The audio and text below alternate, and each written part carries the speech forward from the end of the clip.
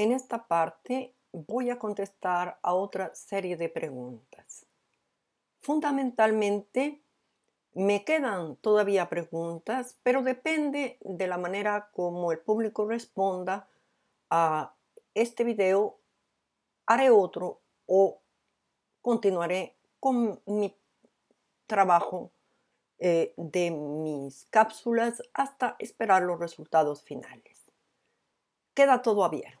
Ahora, dos pequeños comentarios muy simples. Se dice por rumores que posiblemente los especímenes pueden desaparecer. Qué tristeza sería recurrir a estos métodos verdaderamente para no tener que confrontar una respuesta científica frente a un hecho que hasta el momento ha arrojado respuestas científicas.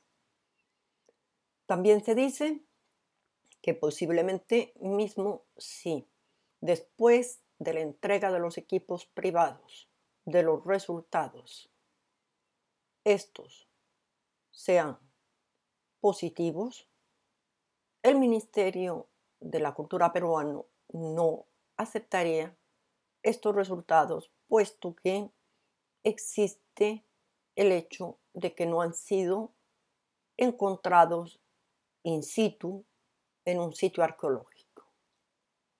No sé, no puedo entrar en esos detalles, puesto que verdaderamente esos serán protocolos internos del ministerio, pero espero que el arqueólogo César Soriano pueda encontrar un sitio en donde encuentren especímenes para poder resolver esta gran interrogante.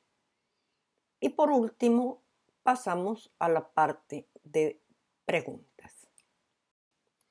Se me ha preguntado cuál es la diferencia entre un humano, el chimpancé y el bonobo. El bonobo, es el último gran simio que se le ha secuenciado el genoma. Por esa razón no se tienen muchos detalles en su cariotipo.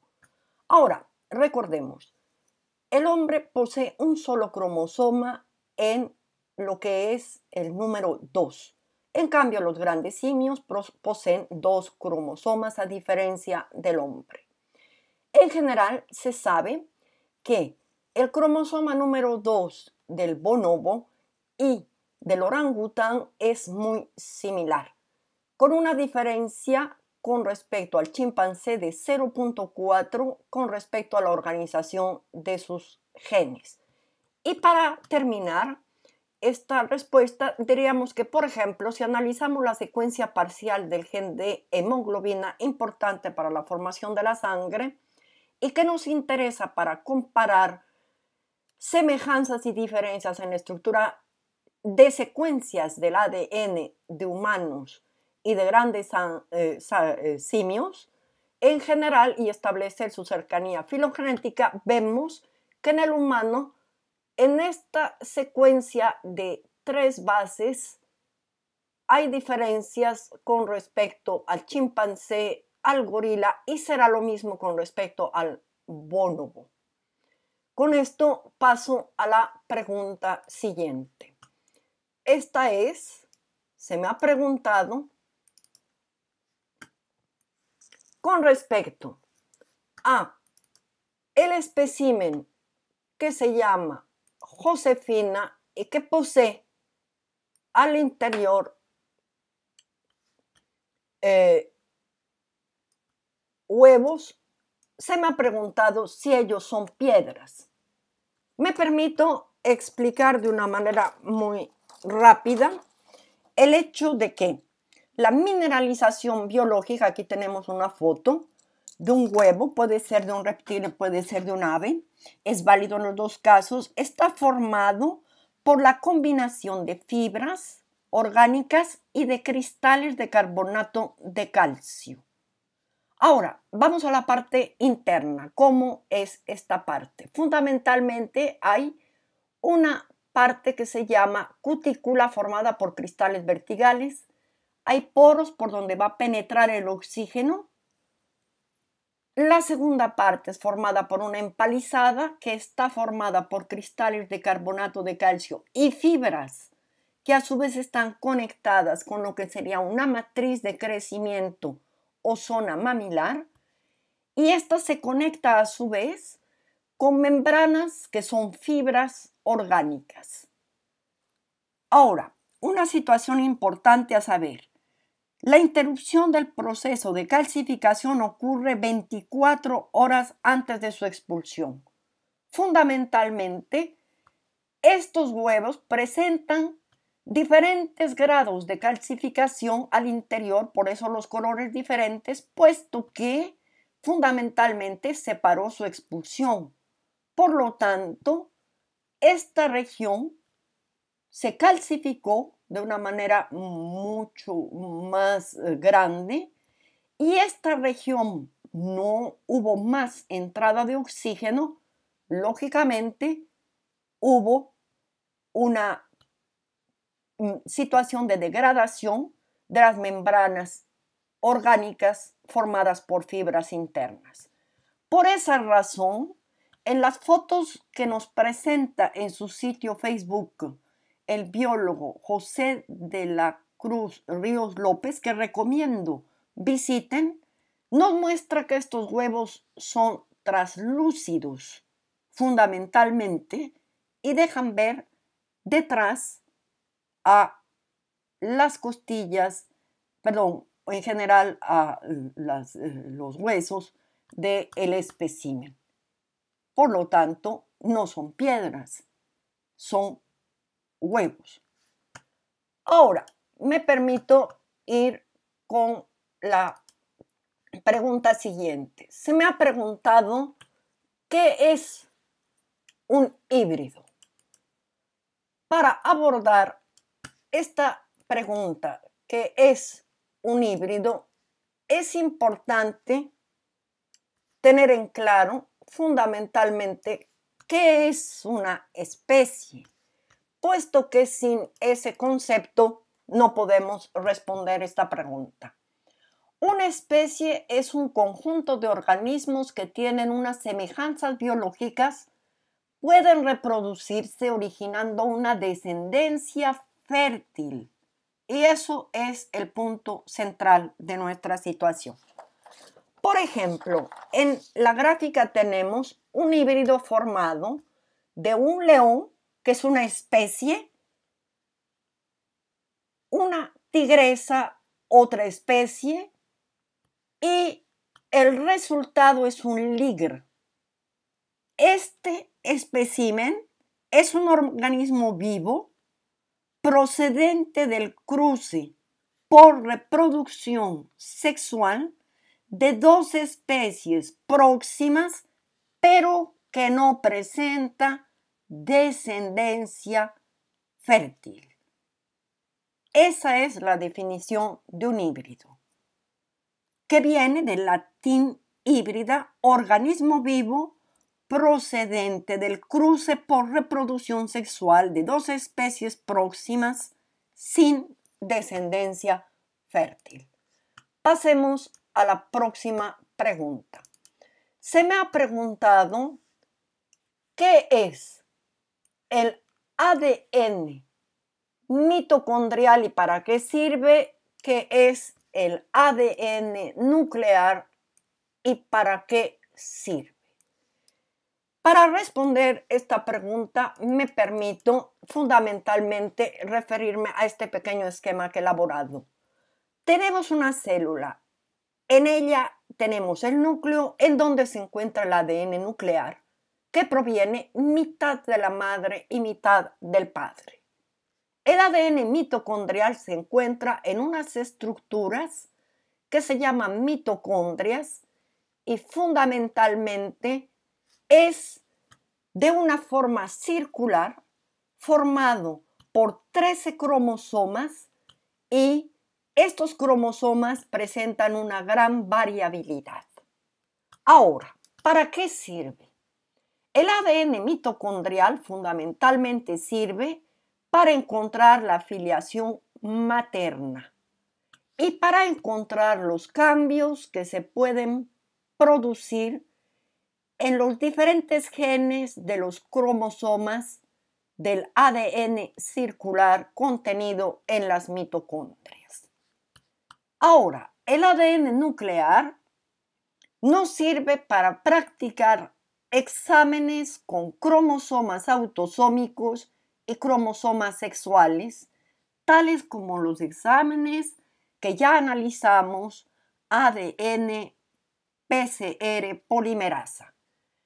Con los cromosomas autosómicos se comparan microsatélites con un ADN test y se puede analizar la pertenencia o no pertenencia de una especie según el análisis con el ADN test. Con los cromosomas sexuales se puede identificar la filiación paterna y además el sexo de la especie, como por ejemplo ya lo vimos con el caso de los electroferogramas o gráficas que nos dieron que María era XX de manera inequívoca. Pasemos ahora a la pregunta siguiente. Esta pregunta es una pregunta bastante compleja, puesto que no tiene una respuesta objetiva.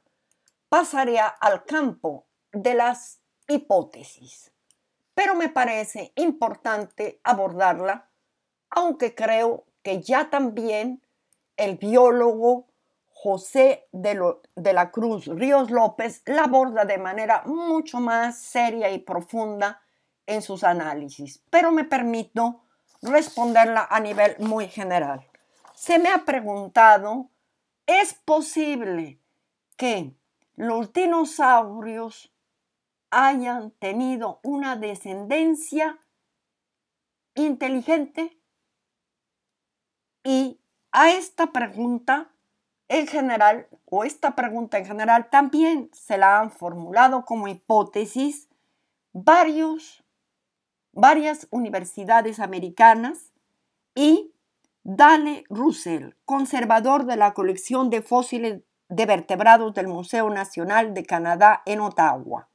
Él exploró esta posibilidad de haber sobrevivido los dinosaurios, dijo Russell, posiblemente habrían venido de una especie que se llamaba Trodón.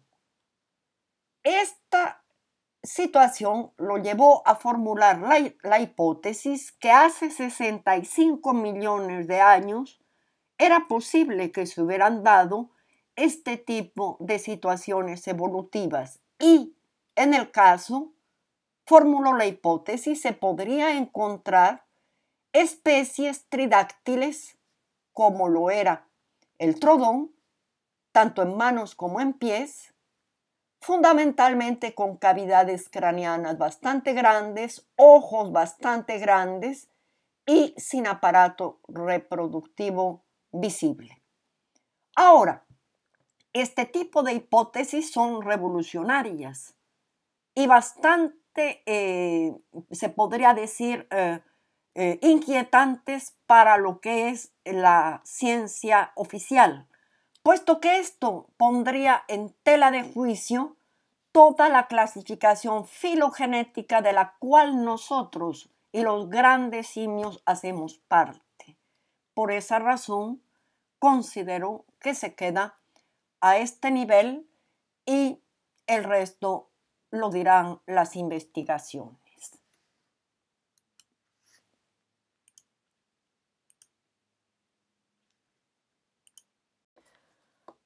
Un laboratorio de genética forense ha de trabajar con muestras de ADN antiguo que no se encuentran en condiciones óptimas. La muestra en general tiene una cantidad limitada, puede estar degradada y haber estado expuesta a agentes ambientales. Estas variables son tomadas en cuenta de manera rigurosa por los laboratorios que han practicado los análisis. Además, En general se pueden hacer muestras de huesos, dientes, tejidos, pero en el caso de los dientes no se lo hizo para no degradar a los especímenes. Segundo, el Laboratorio de Medicina Genómica de México es un laboratorio con larga experiencia en análisis de restos fósiles, puesto que México es uno de los países que posee en general este tipo de actividades arqueológicas.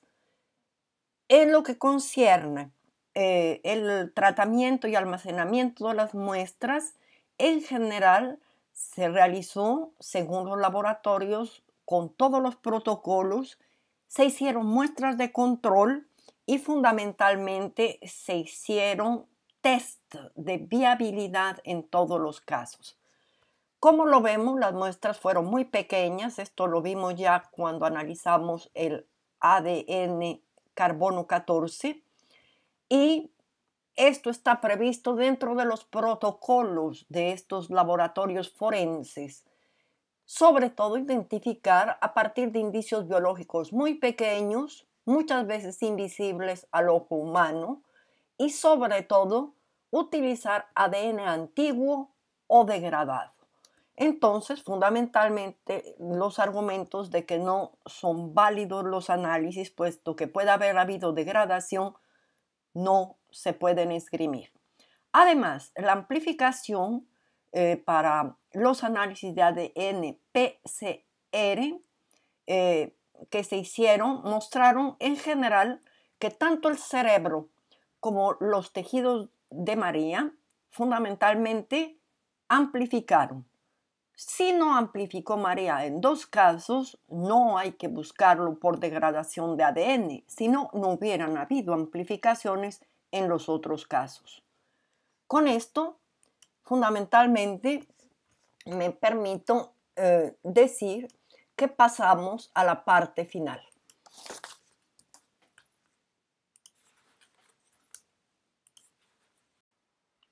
Después de los análisis ADN-PCR, con María se abre una nueva posibilidad. Los análisis fundamentalmente nos dejan vislumbrar situaciones interesantes en lo que podría ser la búsqueda de nuevas especies en laboratorio con análisis de ADN y fundamentalmente con la técnica que ya conocemos de PCR polimerasa. Nos quedan algunas preguntas y estas preguntas ya les corresponderá fundamentalmente confrontarlas al Ministerio de la Cultura peruano. Mi abuela algún día me dijo que no esconda la cabeza como un avestruz, puesto que así no resolvía ningún problema. Yo no creo que instituciones de la seriedad del Ministerio de la Cultura peruano pueden simplemente guardar silencio o argumentar que se está buscando a algunos de los llamados huaqueros para rendir cuentas jurídicamente, pero desde el punto de vista científico no habría justificación para este hecho. Sí se dice que son cuerpos modernos. Cuestión que los análisis de carbono 14 han puesto en evidencia que es falso. Fundamentalmente, corresponde a las instituciones peruanas, puesto que es un patrimonio peruano encontrado en suelo peruano, continuar la investigación de una manera objetiva, seria y detallada. También es bueno decir que no es loable poner a discutirse situaciones como el patriotismo, Efectivamente, nadie discute que este es patrimonio peruano, pero la ciencia es multidisciplinaria y transnacional. Cuando se dice eso, existen equipos del mundo entero que trabajan colectivamente en problemas comunes.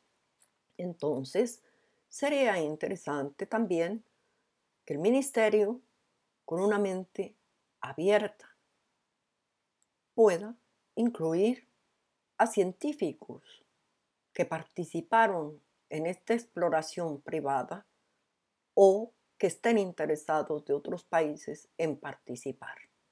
Esto daría un peso y una neutralidad a las conclusiones que el ministerio podría darnos como resultado final. También espero que los trabajos del arqueólogo Soriano lleguen a buen puerto, puesto que esto abriría una posibilidad para que el ministerio pueda aplicar los protocolos que él menciona en el campo de la arqueología. Y fundamentalmente también espero que los próximos resultados que nos den los equipos privados sean el comienzo de una larga investigación, porque esto solo es preliminar, mismo si los resultados pueden ser bastante esperanzadores.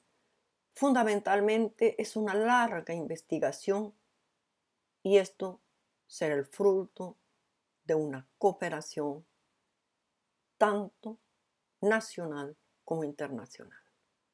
Con esto os agradezco,